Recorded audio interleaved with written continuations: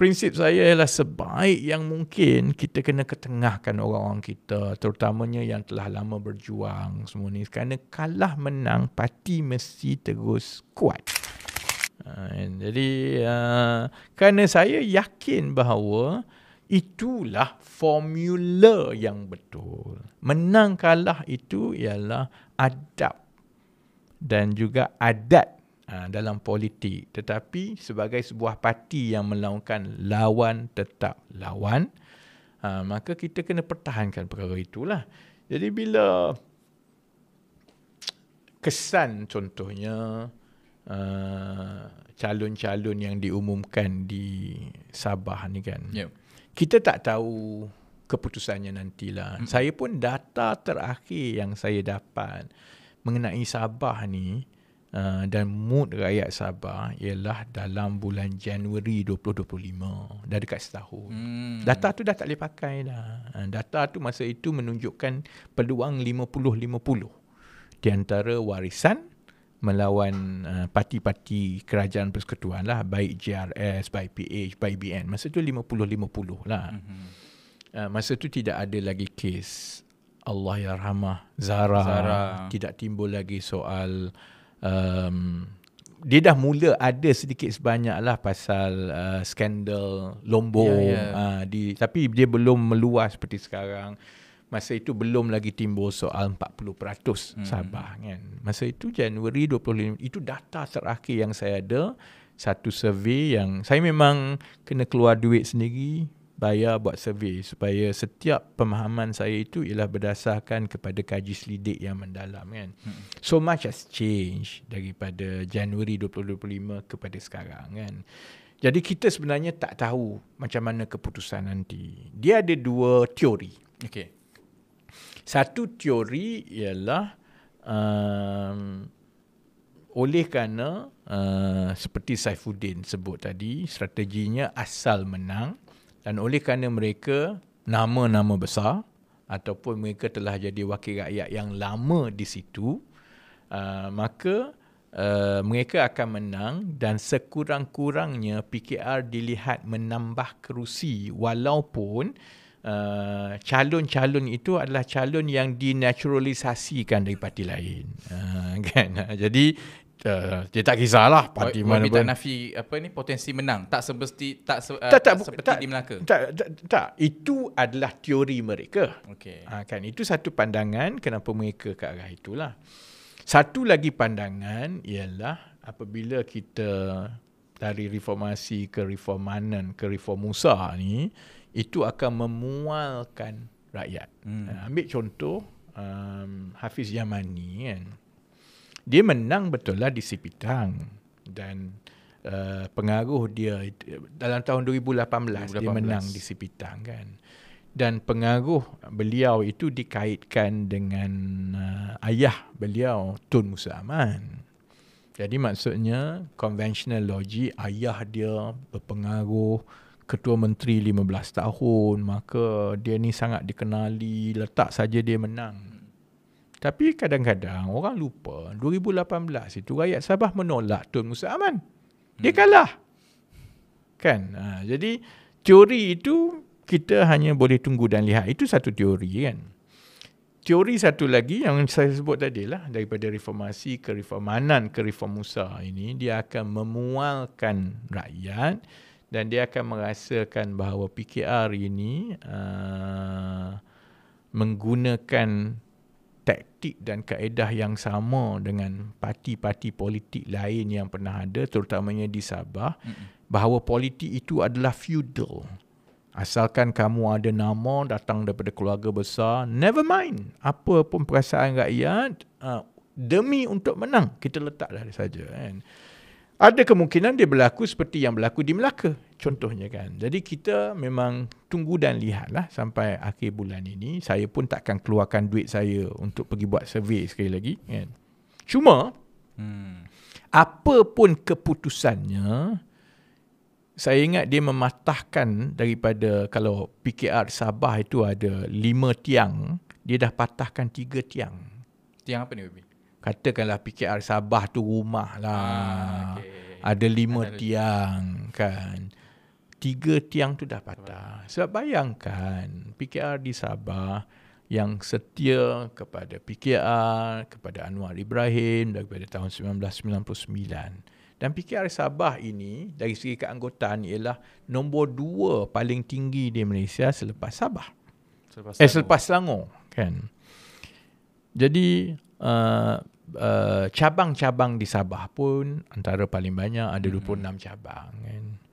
Tapi daripada 26 cabang itu, ketua cabang yang jadi calon ni berapa orang? Ya 2 orang je rasanya. 2 orang saja tau. 2 orang.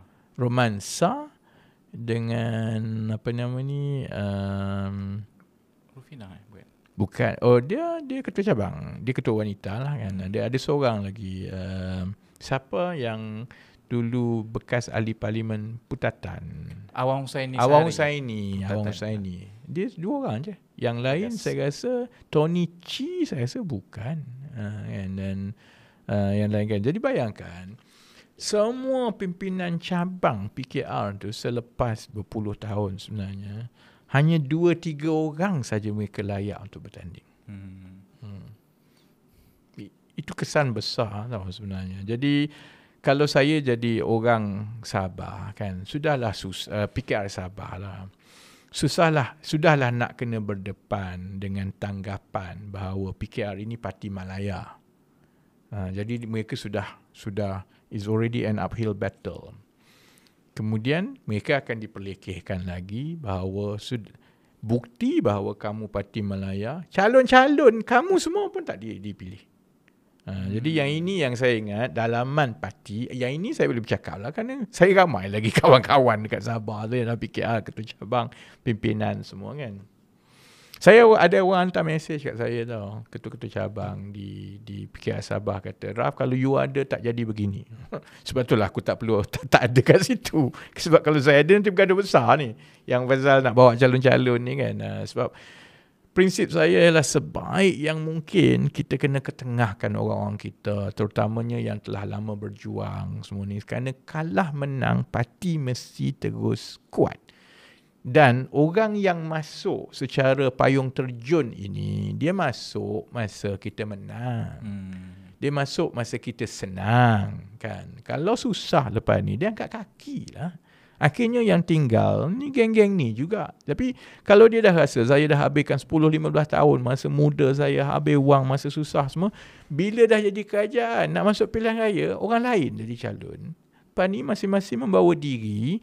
Jadi menang kalah apa pun keputusannya daripada PRN Sabah kepada PKR, secara dalamannya dia akan melemahkan parti. Macam saya sebut tadilah, daripada 5 tiang rumah PKR Sabah tu 3 patah. 3 dah patah. Saya dek di sini.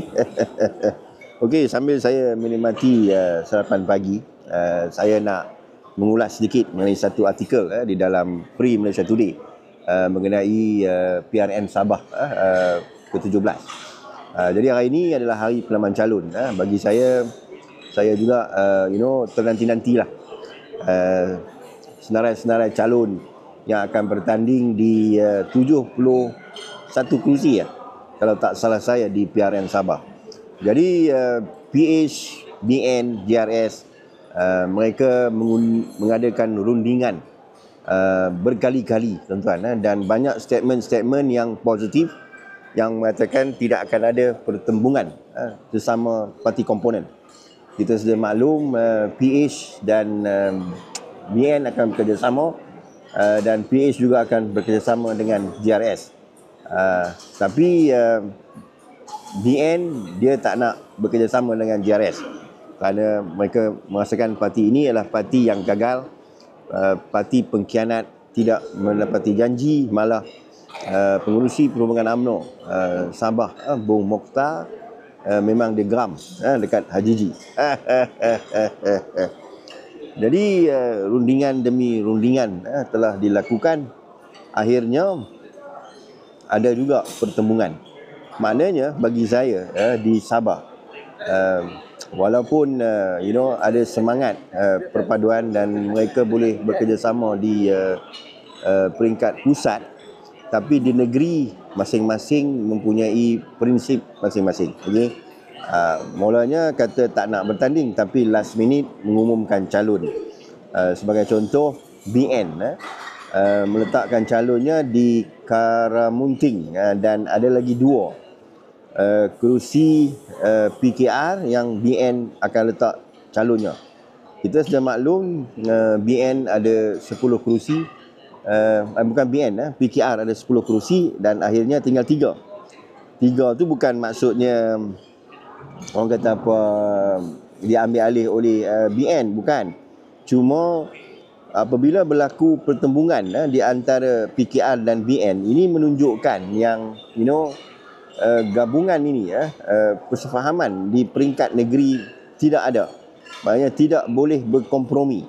Itu yang saya cakap tadi tu, perpaduan ini hanya sekadar untuk membentuk kerajaan persekutuan, dan ia tidak boleh meliputi keseluruhan persefahaman di setiap negeri, lebih-lebih lagi di kerusi DUN.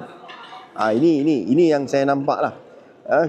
Tapi bagi saya, apa yang berlaku di Sabah ini adalah satu petanda yang masing-masing mempunyai matlamat masing-masing. Masing-masing mempunyai mission untuk mentadbir negeri. Cuma dalam isu PKR ini ialah mereka hanya nak bertanding 10. Sepatutnya they can go 40, 50. Bertanding je. Apa yang masalah? Kalau kalah, kalah. Kalau menang, menang. Jadi berbalik kepada isu pertembungan ini, bagi saya ialah berundinglah sampai mati terang mana pun, akhirnya akan berlaku sebegini. Okey, lebih-lebih lagi dalam isu ada seorang senator DAP. Senator DAP ni yang bernama Norita Swal. Dia akhirnya dicalonkan untuk bertanding di Kemabung. Wow. Sekali lagi pertembungan di antara DAP, iaitu salah satu komponen parti PH, akhirnya bertanding bersama-sama dengan BN dan GRS. Ini satu pertembungan yang cukup hebat kerana ketiga-tiga parti ini adalah parti yang bergabung di peringkat kebangsaan, di peringkat pusat, dan akhirnya berlawan sesama sendiri. Saya pun tak tahu macam mana kempen yang mereka akan lakukan. Adakah mereka akan menghenyak sesama parti ataupun hanya memainkan isu-isu lokal, isu-isu kemabung, iaitu isu-isu rakyat.